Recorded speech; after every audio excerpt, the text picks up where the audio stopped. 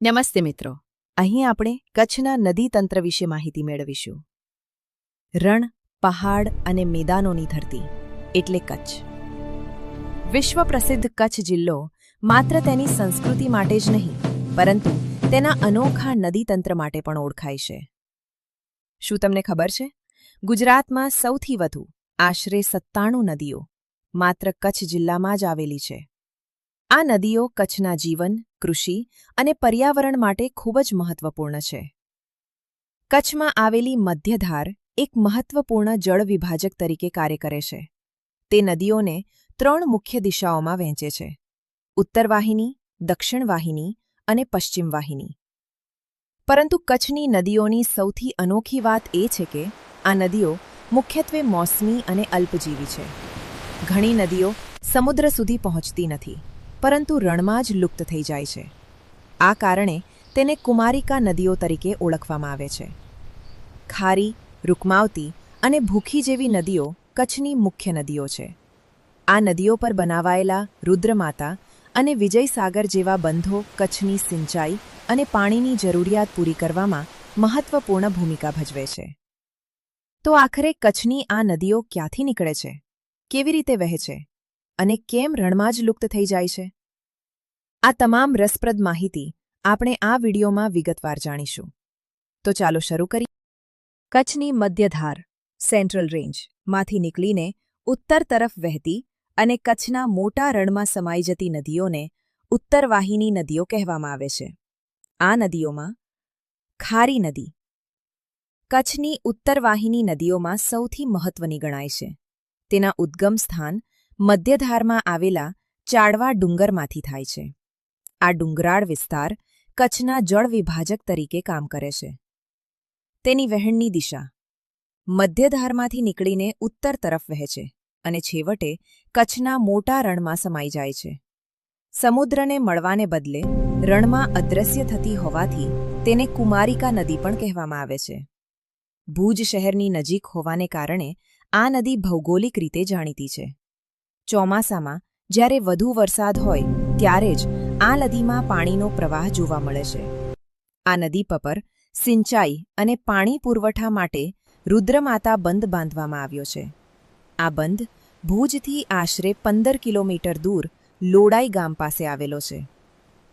કચ્છનો સૌથી મોટો બંધ ભૌગોલિક દ્રષ્ટિએ આ કચ્છ જિલ્લાનો સૌથી મોટો સિંચાઈ પ્રોજેક્ટ ગણાય છે. આ બંધ દ્વારા ભુજ શહેરને પીવાનું પાણી પૂરું પાડવામાં આવે છે અને આસપાસના અનેક ગામોમાં ખેતી માટે સિંચાઈની સુવિધા મળે છે. રુદ્રમાતા મંદિર આ બંધની નજીક આવેલું હોવાથી તે એક જાણીતું પ્રવાસન સ્થળ પણ છે.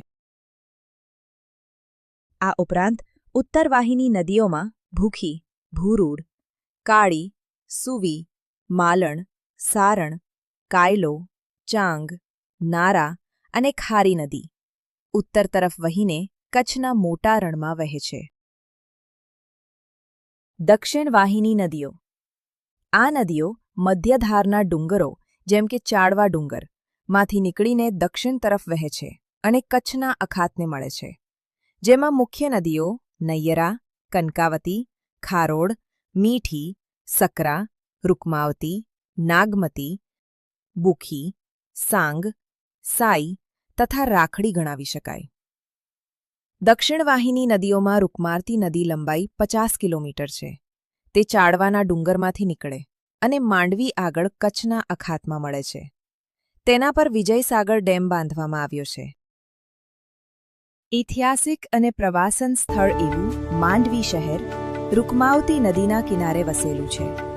જ્યાં આ નદી સમુદ્રને મળે છે ત્યાં માંડવીનું જાણીતું બંદર અને જહાજ બનાવવાનો ઉદ્યોગ વર્ષોથી ધમધમે છે. દક્ષિણ વાહિની નદીઓમાં રૂકમાવતી, ભૂખી, કનકાવતી પોતાના પ્રવાસ સાથે કાપ પણ લાવે છે. જેના કારણે મુન્દ્રા, માંડવી, અબડાસા ખેતી માટે ઉત્તમ બન્યો છે.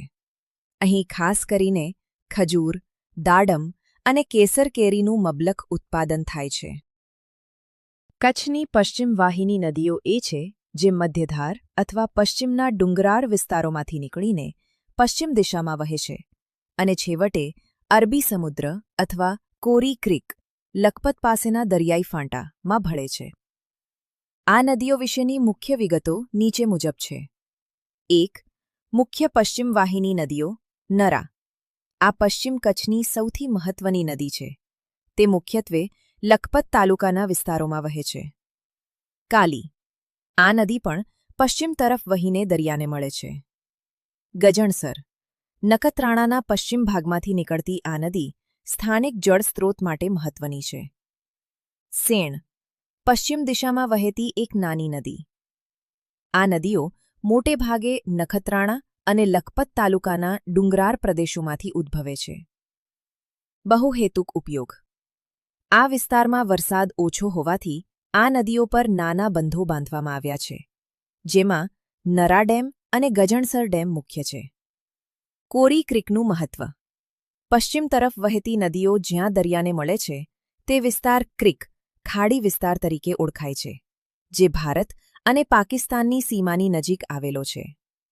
પશ્ચિમ કચ્છનો વિસ્તાર સૂકો અને પથરાળ હોવાથી આ નદીઓ પરના જળાશયો પશુપાલન અને મર્યાદિત ખેતી માટે જીવનદોરી સમાન છે. ખાસ કરીને લખપત વિસ્તારમાં પીવાના પાણી માટે આ નદીઓ પરના ડેમ ખૂબ ઉપયોગી થાય છે. હવે જાણીશું ઉત્તર ગુજરાતની જીવનરેખા સમાન 3 મુખ્ય નદીઓ વિશે: બનાસ, સરસ્વતી અને રૂપેણ. ઉત્તર ગુજરાતનો વિસ્તાર મુખ્યત્વે અર્ધસૂકો પ્રદેશ છે. અહીં વરસાદ ઓછો પડે છે અને જમીન રેતાળ તથા છિદ્રાળુ છે. આવા પ્રદેશમાં વહેતી નદીઓનું મહત્વ અનેક ગણું વધી જાય છે. આ નદીઓનો ઉદ્ભવ અરવલ્લી પર્વતમાળાની તળેટીમાં થાય છે. અરવલ્લી ભારતની સૌથી પ્રાચીન પર્વતમાળાઓમાંની એક છે. અહીંથી નીકળતી આ નદીઓ ઈશાન દિશાથી નૈઋત્ય દિશા તરફ સમાંતર વહે છે અને અંતે સમુદ્રમાં મળવાને બદલે કચ્છના નાના રણમાં સમાઈ જાય છે, કારણ કે તેઓ સમુદ્ર સુધી પહોંચતી નથી. તેથી તેમને કુંવારિકાઓ તરીકે ઓળખવામાં આવે છે.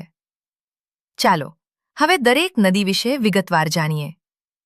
સૌપ્રથમ રૂપેણ નદી. રૂપેણ નદી ટુંગા પર્વતમાંથી નીકળે છે. તે સાબરકાંઠા અને મહેસાણા જિલ્લામાંથી વહે છે. તેનો પ્રવાહ ઋતુ આધારિત છે, એટલે કે ચોમાસામાં જ તેમાં પાણી ભરપૂર રહે છે. બાકી વર્ષ દરમિયાન તેનું પટ મોટા ભાગે સૂકું જોવા મળે છે. હવે વાત કરીએ સરસ્વતી નદીની. સરસ્વતી નદી મહીકાંઠાની ટેકરીઓમાંથી ઉદ્ભવે છે. તે બનાસકાંઠા અને પાટણ જિલ્લામાંથી પસાર થાય છે. તેની લંબાઈ આશરે 150 કિલોમીટર છે.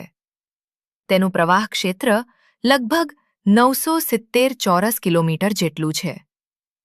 આ નદીનો આખો પ્રવાહ માર્ગ રેતાળ છે, જેના કારણે પાણી જમીનમાં શોષાઈ જાય છે.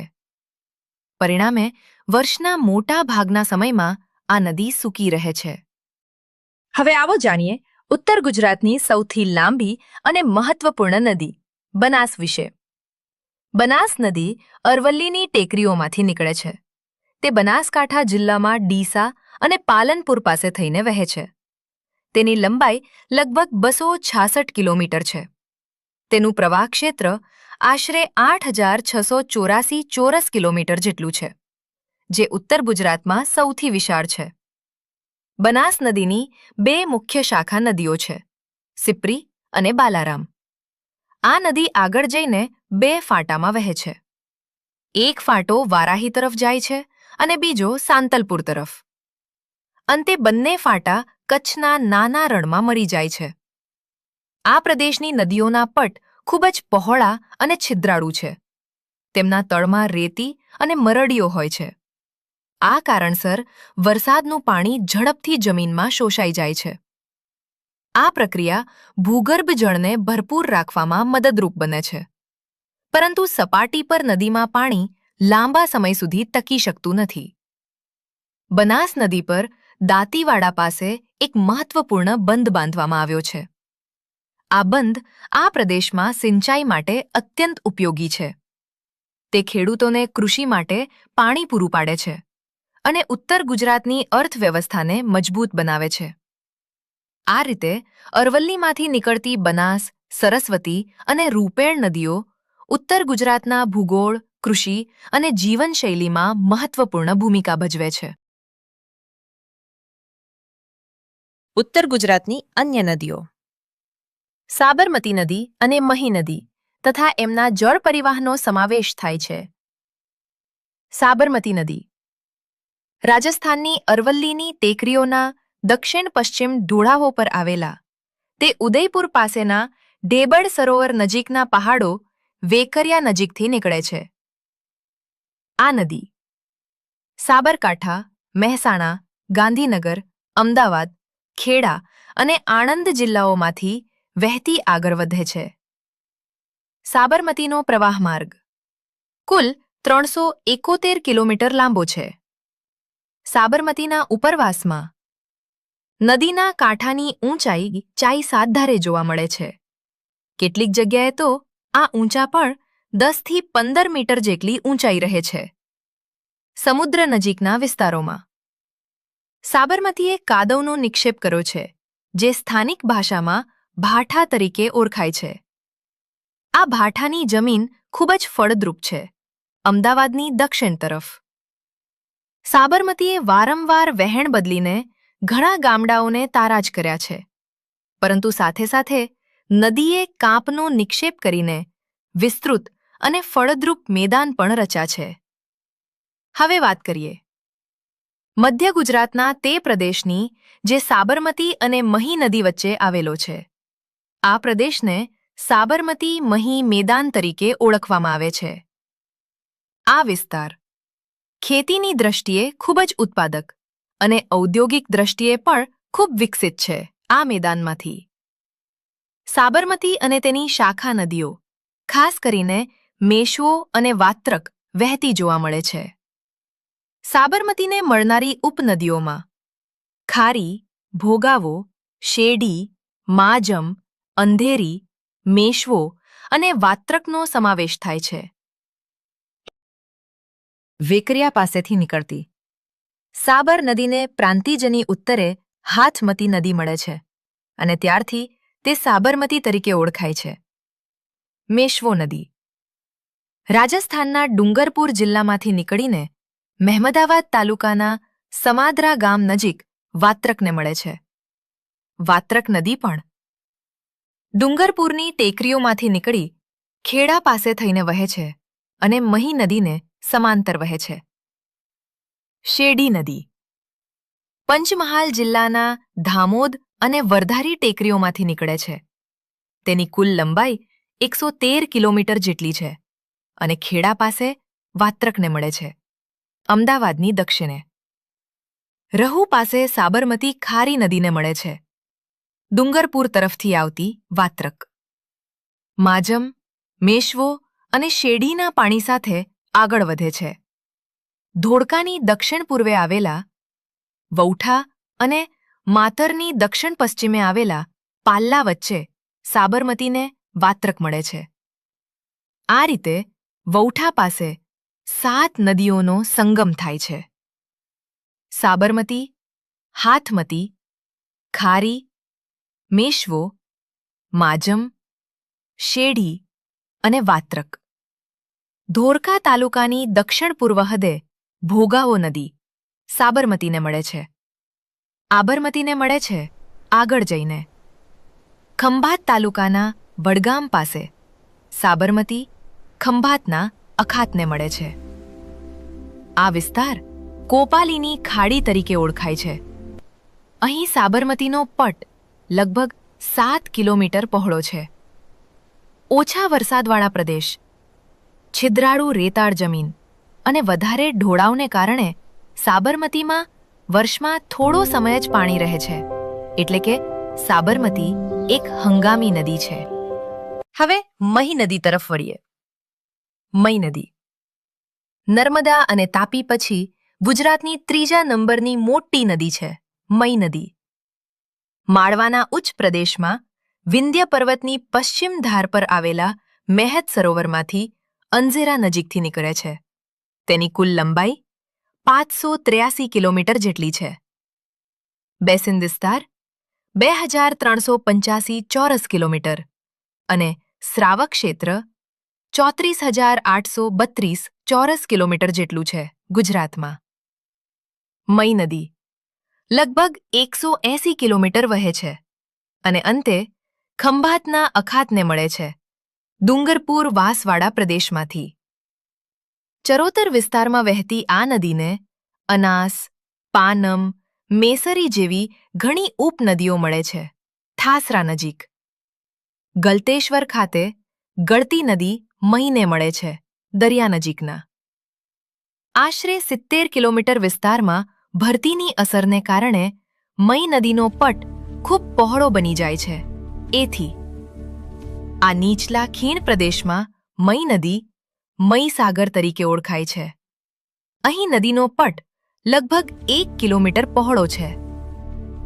આગળ જઈને મઈ નદી ખંભાતના અખાતને મળે છે મઈ સાગર સંગમ પાસે. ઉત્તરે ખંભાત અને દક્ષિણમાં કાવી બંદર આવેલા છે આણંદ જિલ્લામાં. મઈ નદીએ તીવ્ર ધુમાડ કરીને વિશાળ અને ભયાનક કોતરો બનાવ્યા છે.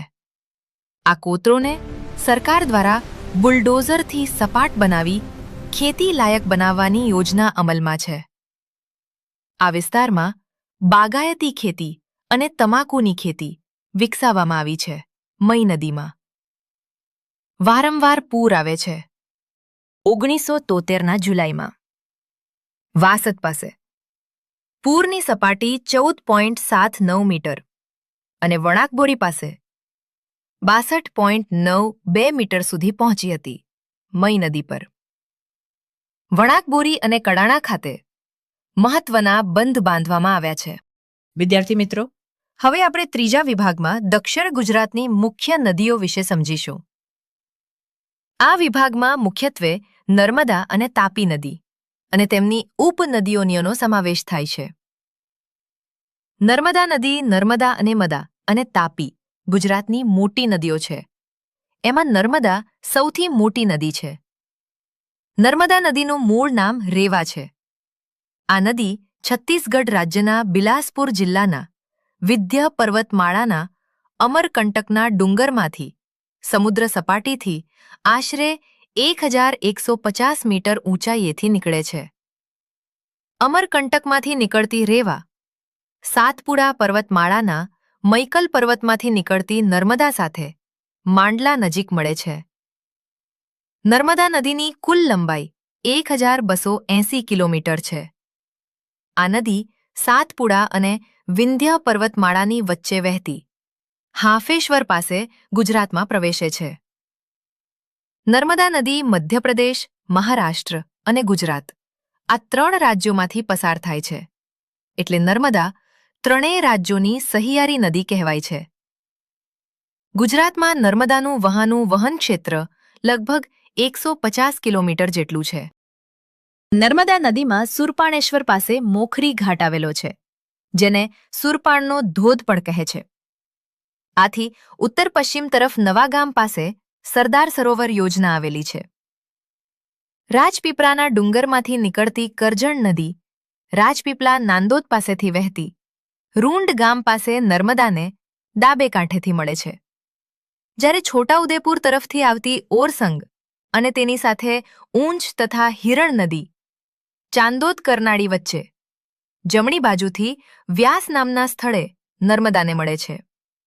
આ રીતે નર્મદા, કરજણ અને ઓરસંગ મળીને ત્રિવેણી સંગમ રચે છે. ભરૂચ અને શુકલતીર્થ વચ્ચે કાવેરી, અમરાવતી અને ભૂખી આ 3 ઉપનદીઓ નર્મદાને મળે છે. નર્મદા કબીરવડ બેટને ફરતી વહી શુકલતીર્થ અને ભરૂચ પાસેથી પસાર થાય છે. નર્મદાના સર્પાકાર વહેણને કારણે કેટલાક બેટો રચાયા છે, જેમ કે શુકલતીર્થ અને મુખ પ્રદેશમાં આવેલો અલિયા બેટ. નર્મદા નદી તેના મુખથી આશરે 100 કિલોમીટર સુધી ફળદ્રુપ મેદાનમાં વહે છે. ભરૂચના મેદાનની કાળી કાપની જમીન લાવાયિક ખડકોના ધુવાણથી રચાયેલી હોવાથી ખૂબ જ ફળદ્રુપ છે. નર્મદા નદી વધુ વરસાદવાળા પ્રદેશમાં વહેતી કાયમી નદી છે. એટલે જ નર્મદાને ગુજરાતની જીવાદોરી કહેવાય છે. તાપી નદી. હવે આપણે તાપી નદી વિશે સમજીએ. નર્મદા પછી તાપી નદી ગુજરાતની બીજી મોટી નદી છે. તાપી નદી મધ્યપ્રદેશના બેતુલ જિલ્લાના મહાદેવની ટેકરીઓમાં આવેલા સરોવરમાંથી નીકળે છે. તાપી નદીની કુલ લંબાઈ 752 કિલોમીટર છે. ગુજરાતમાં તેનો વહન માર્ગ 224 કિલોમીટર જેટલો છે. આ રીતે ગુજરાતમાં તાપી નદીનો વહન માર્ગ નર્મદા કરતાં વધુ લાંબો છે. તાપી નદી મધ્યપ્રદેશ અને મહારાષ્ટ્રમાંથી પસાર થઈ હરણફાળ પાસે ગુજરાતમાં પ્રવેશે છે. સમુદ્રને મળતા પહેલા લગભગ 100 કિલોમીટર દક્ષિણ ગુજરાતના મેદાનમાં વહે છે. તાપી નદી પર કાકરાપાર અને ઉકાઈ પાસે બંધ બાંધી સિંચાઈ અને જળવિદ્યુત ઉત્પાદન કરવામાં આવે છે. તાપી નદી સુરતથી 18 કિલોમીટર પશ્ચિમે અરબ સાગરને મળે છે. દક્ષિણ ગુજરાતની અન્ય નદીઓમાં ધાઢર, વિશ્વામિત્રી, કીમ, પૂર્ણા, અંબિકા, વાંકી, ઔરંગા, પાર, કોલક, મીંઢોળા અને દમણગંગા આ બધાનો સમાવેશ થાય છે. આ બધી નદીઓ લગભગ એકબીજાને સમાંતર વહેતી અરબ સાગરને મળે છે. દક્ષિણ ગુજરાતમાં જ્યારે આ નદીઓમાં પૂર આવે છે ત્યારે ઘણા વિસ્તારોમાં ભારે નુકસાન સર્જાય છે. હવે સૌરાષ્ટ્રનો જળ પરિવાહ પર સૌપ્રથમ વાત કરીએ નળ સરોવર વિશે. નળ સરોવર તરીકે ઓળખાતું આ સરોવર અમદાવાદની પશ્ચિમ દિશામાં લગભગ 64 કિલોમીટર દૂર આવેલું છે. આ સરોવર કચ્છના નાના રણ અને ખંભાતના અખાતનેને જોડતી નીચી ભૂમિના પ્રદેશમાં આવેલું છે. નળ સરોવર લગભગ 32 કિલોમીટર લાંબુ અને 6.5 કિલોમીટર પહોળું છે. તેનું કુલ ક્ષેત્રફળ લગભગ 120.85 ચોરસ કિલોમીટર જેટલું છે. સરોવરની ઊંડાઈ સામાન્ય રીતે 5 થી 8 મીટર જેટલી છે. ચોમાસામાં આ સરોવરનું પાણી મીઠું હોય છે, પરંતુ તળની જમીનમાં રહેલા ખારના કારણે થોડા સમયમાં જ પાણી ખારું બની જાય છે. આ સરોવરમાં ઘણા નાના તાના ટાપુઓ આવેલા છે. તેમાં પાનાવડ સૌથી મોટો ટાપુ છે. કારણ કે આ સરોવર સમુદ્રના ભાગરૂપે આવેલી નીચી ભૂમિમાં રચાયેલું છે, એટલે તેનું પાણી સ્વાભાવિક રીતે ખારું છે. શિયાળાની ઋતુમાં દુનિયાના દૂર દૂરના પ્રદેશોમાંથી અન્ય અનેક પ્રકારના પક્ષીઓ અહીં આવે છે. આ પક્ષીઓને જોવા માટે અને સહેલગા હેલગા મારવા માટે ઘણા પ્રવાસીઓ અહીં આવે છે. એટલે શિયાળાના સમયગાળા દરમિયાન નળ સરોવર એક મહત્વનું પર્યટન મથક બની જાય છે. ઈસવીસન 1969માં નળ સરોવરના વિસ્તારને પક્ષીઓના અભયારણ્ય તરીકે જાહેર કરવામાં આવ્યું હતું. હવે ચાલો સૌરાષ્ટ્રના નદી તંત્ર વિશે સમજીએ. સૌરાષ્ટ્રમાં ત્રિજ્યાકાર જળ પરિવાહ વિકસેલો જોવા મળે છે. અહીંની નદીઓ મધ્યના ડુંગરાળ પ્રદેશમાંથી નીકળી પૈરાની આરાની જેમ ચારેય દિશામાં વહે છે. સૌરાષ્ટ્રમાં નદીઓ ઘણી છે, પરંતુ મોટા ભાગે નાની નાની છે. અહીંની મુખ્ય નદીઓમાં આજી નદી, મચ્છુ નદી, શેત્રુંજી નદી અને ભાદર નદીનો સમાવેશ થાય છે. સૌરાષ્ટ્રની સૌથી મોટી નદી ભાદર નદી છે. આ નદી લગભગ 260 કિલોમીટર લાંબી છે. તે જસદણની પૂર્વ બાજુ આવેલા મદાવા ડુંગરમાંથી નીકળી જેતપુર અને કુતિયાણા થઈ પશ્ચિમ તરફ વહેતી નવા બંદર પાસે અરબ સાગરને મળે છે. તેને કરનાલ, ઉતાવળી, ફોફલ, ઓજત, મોજ અને મુનસર જેવી ઉપનદીઓ મળે છે. રાજકોટ જિલ્લાના ગોંડલ તાલુકાના નીલખાધામ પાસે ભાદર નદી પર બંધ બાંધી સિંચાઈ યોજના કરવામાં આવી છે. મદાવા ડુંગરમાંથી બીજી એક નદી પૂર્વ તરફ વહે છે. તે ધંધુકા તાલુકાના રાણપુર થઈને ખંભાતના અખાતને મળે છે. આ નદીનું નામ છે સુખભાદર નદી, જે લગભગ 194 કિલોમીટર લાંબી છે. શેત્રુંજી નદી ગીરની ડુંડીના ડુંગરમાંથી નીકળી ધારી અને અમરેલી પાસેથી પસાર થઈ પૂર્વ તરફ વહેતી સુલતાનપુર પાસે ખંભાતના અખાતને મળે છે. તેની લંબાઈ લગભગ 227 કિલોમીટર છે. આ ઉપરાંત ગીરમાંથી નીકળી દક્ષિણ પશ્ચિમે વહી અરબ સાગરને મળતી અનેક નાની નદીઓ છે. તેમાં પ્રભાસ પાટણ પાસે સમુદ્ર સંગમ પામતી હિરણ અને સરસ્વતી નોંધપાત્ર છે. ગીરની ટેકરીઓમાંથી નીકળતી ઉબેણ અને ઓજત નદી પશ્ચિમ તરફ વહી નવી બંદર પાસે ભાદર નદીને મળે છે. ઓજત લગભગ 125 કિલોમીટર લાંબી છે. આ ઉપરાંત ધન્વંતરી, રાવલ અને મચ્છુંદ્રી જેવી નાની નદીઓ દક્ષિણ તરફ વહી અરબ સાગરને મળે છે. આજી નદી સરદાર પાસેના ડુંગરમાંથી નીકળી ઉત્તર તરફ વહી રાજકોટ પાસે થઈ કચ્છના અખાતને મળે છે. તેને 2 નાની નદીઓના પાણી મળે છે. આજી પર રાજકોટ પાસે આજી ડેમ બાંધવામાં આવ્યો છે. તેની નજીકમાંથી જ ઊંડ નદી નીકળી ધ્રોળની પશ્ચિમે થઈ કચ્છના અખાતને મળે છે. મચ્છુ નદી આનંદપુર પાસેથી નીકળી 130 કિલોમીટર વહી કચ્છના નાના રણમાં સમાઈ જાય છે.